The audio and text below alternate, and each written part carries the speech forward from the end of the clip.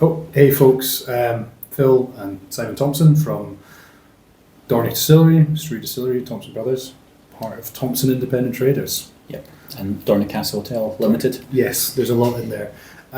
So yeah, we thought we'd give you guys a wee bit of an update. We've had a lot of questions about kind of where we're going with the Street project, what's happening, and obviously just general, update of the company and what's going on. So there's some pretty cool stuff happening at the moment. So yeah, Strui is going pretty well. So we're currently, the main thing is we're waiting for tenders coming back from the main contractors. So that's kind of taken a bit of time.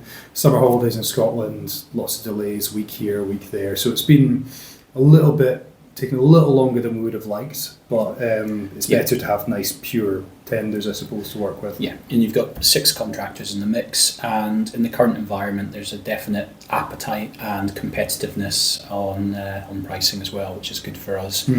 So yeah, with that in mind as well, we've been very opportunistic. So we've been keeping an eye out for anything we can that will help the project. So we've dropped some containers down on site, and we've been accumulating equipment when we can find good equipment at a deal, second-hand, clearance auctions, anything that we definitely need. If we can buy it now for 20-30% of the value new, then we've been doing that. And just picking up lots of bits and pieces, and also it's a good time to kind of be able to negotiate a little bit with contractors, suppliers, equipment suppliers. So we've knocked some really good chunks off some large bits of equipment on the quotes as well, just to get it over the line. So that's been working really well. Then another update would be we've been doing a lot of work on our energy infrastructure. So as a bit of a reminder, Street Distillery, also in Dornick, we've got 8.5 acres on the south side of Dornick, with planning permission, building warrants, boreholes dug, archaeological trenching done, and just ready for a builder to come in and start work. The distillery itself is a 2-ton operation, and we intend to be able to do at least 250,000, maybe up to 300,000 litres of alcohol a year, fully off-grid, then with higher capacity, with on-grid assistance or supplementation. As part of that energy infrastructure, we've got patent pending on our own systems, which is an optimization of a pot still distillery working in tandem with a new generation very high temperature heat pump. So with that, we should be able to demonstrate to the industry a clear pathway for not just decarbonisation, which is something you can do quite easily today. It's just difficult to decarbonise, go net zero, and be cost competitive. So what we're hoping that we can demonstrate here is that not only can we get the energy consumption levels way down and be fully electrified, no fossil fuels, but that we have structure and strategies in place for that to be cost competitive versus the most efficient natural gas systems, to hopefully demonstrate a no-brainer for the general industry in the future for a clear pathway for decarbonisation. So yeah, a little bit complicated, but the real trick there is how we've been able to defeat the spark gap, which is the pricing differential between electricity in the UK, which is kind of artificially expensive, and the pricing for natural gas, which is a lot cheaper per kilowatt hour. So won't go too much into the weeds on that. We'll drop some more detailed documents to show the latest work on that. And don't worry too much, because although it sounds risky going a whole new way for running a distillery, our backup plans are backup plans, so the plant will produce liquid no matter what, and we will not be the first heat pump driven distillery. We will most likely be the second. Yeah, sometimes it's good coming second. Yeah, we're okay with that. So yeah, that's kind of the energy side of it's been going pretty cool. We've been having some conversations around some kind of funding options, some grant funding options with that, so which are looking positive because of the unique nature of the design that Simon's been working on with our energy partners. We've been talking as well. It's kind of, you're in a bit of a funny old time for whiskey at the moment. I think there's a lot of negativity around the industry. There's probably, certainly it was a bit overheated for a period of time, and there's some bad actors coming into the industry, certainly not directly working in the industry, but on the periphery of the industry, and I think that's kind of not helped our funding journey. We've done very well, all things considered, but we're sort of still working through some aspects of the funding, which has kind of resulted in us considering some elements of phasing. So these are obviously not, things that are certain at the moment, but we've considered phasing different parts of the project into different times, whether we move forward with certain elements of the warehousing, full visitor experience on day one. These are all conversations we're having both internally as a team, but also at board level as well. And I think it's important conversations to have. Yeah, the gist is budget depending. Priority number one is getting to production, laying down casks, which then opens you up for a lot of additional options. So if you need to push the visitor centre 6 months or a year down the line, then that's no problem, because what's the point in having a visitor centre without having a functioning distillery? Indeed. And there's a few other elements like that where we can do a prioritisation of production with some of the other elements following 6 months, 12 months. I think down the line. of the years of running Thompson Brothers and running a pretty tight ship here, we kind of know, we don't just throw money at things until it works. We make sure that it's the right decision at the right time. So moving on to kind of Thompson Brothers, so the independent bottling side of the business has actually done very well lately. Oh, you should maybe add, so we closed out the crowdfunding, so we've only just got everyone's details and email addresses, so there'll be an expanded update coming in the coming weeks to give the full picture of everything that's going on. There's some delays with the kind of receiving all of that at our end, but we now have everything. Yeah, we've got everything now. So moving on, we've been really busy with Thompson Brothers. You've probably seen the mystery malt product, which is this guy here, and it's gone great guns so far. So we're the next series, which is series 3, is around about 5,000 bottles, and that'll go out to some of our export partners and will be available in the UK as well.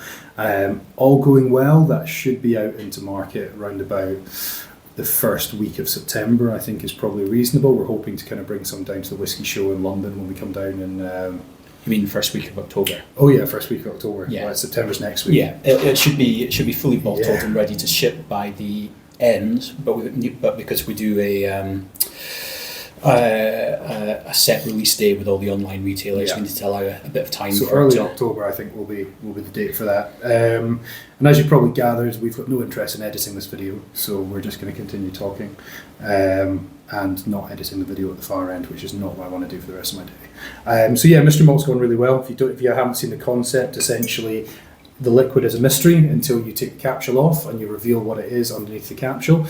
However, you can check the QR code in advance of purchasing to establish, am I interested in this whiskey? Do I want to take the risk, roll the dice? And everything in there we like to think represents very good value. So we retail at £65 a bottle. In the next series we've got some very, very cool stuff in there. So dropping in some Glasgow, some Annandale, some Wolfburn, which will be super interesting. We've got some 1998 Glen Grant. We've got some 21-year-old Bruichladdich. There's some old Islay whiskey going in there as well. There's some heavily peated Highland whiskey. So there's a lot of very, very cool stuff going in, and we've had a load of fun pulling this together. But moving forward, we're thinking about a scaling plan for this. So we're looking at like how we take Mystery Malt kind of to the next level, which we've been working on. Yeah, so we've already expanded. Our Station Road warehousing, bottling, logistics site has been bursting at the seams for the last few years. But we've moved our direct-to-customer fulfillment to another location, just kind of next door, and that's freed up some additional space. We've added an extra bonded area as well, so that'll allow us to handle larger batches as part of an intermediate scaling plan, and by the end of this month we'll find out how much that's increased our annual capacity by. The guys have done a good job. They've kind of designed out the modelling, because the main thing for us is certainly it's picking and packing the cases, which is a weird thing that we didn't think that we talk to our consumers about, but essentially we make sure that the cases have a really fair spread and a fair mix. So if you're a retailer and you're buying a case, then you should get a full mix and spread of available makes, and that's for a lot of fun designing that system. But yeah, it's been good. Let's see where we get to this month, and early October we should launch the next series. But in the interim, we've been doing quite a lot of other stuff. We've got some other cool casts lined up. In the next wee while, we've been doing some projects for some partners abroad, some specific blended products, some single cask products. We launched our Dornoch Castle 25th anniversary series, so it's 25 years since our family have been here at the Dornoch Castle. So to kind of celebrate, we've launched the series, and we've released quite a number of really cool casks. We've done Glengrant 98, we've done an Ardbeg 2008, we've done a 33-year-old Isla malt. We've got some very cool stuff upcoming, a 29-year-old Glenrothes, which is like low ABV naturally and really concentrated and fruity. We've got a Klingleash 24-year-old, which will be really quite fun as well. So what we're doing is, if you're a member of the Whisky Club here at the hotel, which you can kind of check out on our website, you get first refusal on these bottles. So if you're interested in joining the Whisky Club, just have a look online, see if it represents value to you. And then after that, it will go out to general public sale through our website. We're also working with some of our import partners to do exclusive versions of the anniversary bottles for different markets. So there's some cool stuff lined up, and we're having a lot of fun of it of late.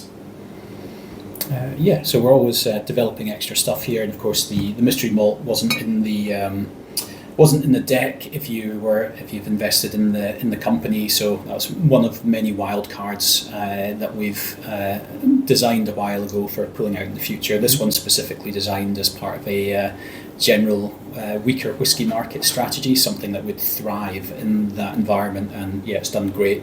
Batch 1 sold out across the UK in 24 hours. Batch 2 sold out in 24 hours, and there seems to be appetite for a good chunk to export and more for the UK. So as long as people keep wanting it, we'll keep doing it. Yeah, I mean, it's we talk about this a lot when we speak to some of our partners that we're working with, so some of the other distillery companies, and it's like, the Achilles heel of this whole project is us getting greedy and lazy, and this is a product designed for people like us. Like, fundamentally, we're whiskey enthusiasts, we're whiskey consumers, we like it to be exciting, we like it to be different, so we will always maintain the best quality possible going into the inputs, going into this product here, and make sure the pricing is as fair as we can always present to the consumer. That's always really important to us as well. So, but it's definitely a really fun project, and I think it's had a lot of support from the industry, and we've had some very cool distillery partners, which we can't really talk about immediately, but there is some very cool people getting involved in the project. Yeah, so we're excited. The majority of the industry is doing something to contribute towards the project. So because the way we've designed it, it's advantageous to get involved for other distillery companies and to put their best foot forward. And it's anyway, we could talk all day about the mystery malt. Yeah. So we'll move on to the what else has been happening? Hotel, yeah. Hotel's been busy, very, very busy summer. We started very strong for spring, going into a busy summer, which is great for us. You really need that kind of, the spring season in North Highlands to kind of be quite successful, to kind of, it helps build buoyancy around your whole season. We are ultimately a very seasonal business. You're in the north of Scotland. I think sometimes the rest of Scotland thinks that north of the Tay, the world shuts down after early November, but we've got a lot of great events happening. We've got our Whisky Mania event that we're working with the guys at Decadent Drinks, so Angus McRail. We've got a kind of really cool tasting that I'm very excited about. I've already picked 3 out of 4 of the bottles that I'm going to be pouring, and yeah, we've got a lot going on. We've got the winter whiskey deal is coming out again, so that will give you guys an opportunity to come up to Dornoch, come and drink some bottles in the bar, have a great time. Because it's the winter season, it's obviously less expensive than coming up here in the middle of summer, where you're fighting people from all over the world for rooms. Yeah, in the summer, Dornoch just gets maxed out, and the difference between a good year and a bad year for the hotel is how well you do in the shoulder months, and how little money you can lose in the winter. So that's what we've done a great job over last winter and into this year. So we've been having record-breaking performance by a long shot by focusing down on providing a lot of value in those shoulder months in the winter to give people no-brainers to come up here, come to the bar. A lot of nice cool products as well. So we launched a bottled Negroni, which is the Dornoch, presented here at Dornoch Castle, and we can export it from our website, which goes really well. The 25th anniversary series, we did a really cool Ardnamurchan single cask, exclusive for the hotel. So we're trying to build as many reasons as possible for people to come up and see us in Dornoch and go out of the way. And obviously we've got great local distilleries. You've got Balblair so close by, Glenmorangie, Klingleash, Brora. So there's a lot going on in the area, I think, and it's definitely worth coming up and having a visit. But what else has been happening? Shortlisted for the SLTN Whisky Bar of the Year award this year. So don't know if we've won that or not, but we shortlisted and been inspected. I think that's testament to the team and their efforts they put in and the quality of the offering in the bar. I think it's exceptional at the moment. The guys have really done a great job this year. Dornick Distillery, no major changes there. Just keep on producing Dornick liquid 6 days a week with no compromise, no matter the cost, to lay down the best possible liquid. We've not got a lot lined up for bottling. We've been using bits and pieces for the mystery malt. We've got a couple. We've got some cool stuff. We're doing an Alduni 98, which should be fun, which I don't think I've seen an Alduni coming out, which is teaspoon Kinnevy, which is really... Oh no, I mean just like straight Dornick. Straight Dornick. Yeah, you've got 2 casks this week. Yeah, two casks getting bottled this week. We've not been pushing too much, and then of course we're prepping for a crowdfunded bottling for the Crowdcube guys, and then another little special project for later this year. So we've got some cool stuff lined up, but realise we're probably not great at sitting down and putting ourselves in front of a camera and telling you what we're doing, but we are doing a lot. I think we've probably taken up enough of your time. I think you've hit all the high notes, and then anything else we can catch up with a written update for everyone. I suppose finally, thanks for kind of all the support we've had. It's been really, really great. We appreciate that, whether you're dropping into the hotel for a pint, or whether you're buying bottles online, or whether you've supported us on crowdfunding. It's all just been brilliant, and that is what is great about whisky. It's a really amazing, thriving community in and around us. So thanks to everyone. And we've got some cool new innovation in development, but until it's ready, we'll keep it under our hats for now. So, but there's finishing on a secret. Yeah, well, we've always got a pile of things, but you can't really talk about them because you don't know whether you're going to implement them. 2 months or a year down the line. Lots bumbling away in the brains. Okay, well, thanks very much, folks, and have a great day. Cool, perfect, thank you.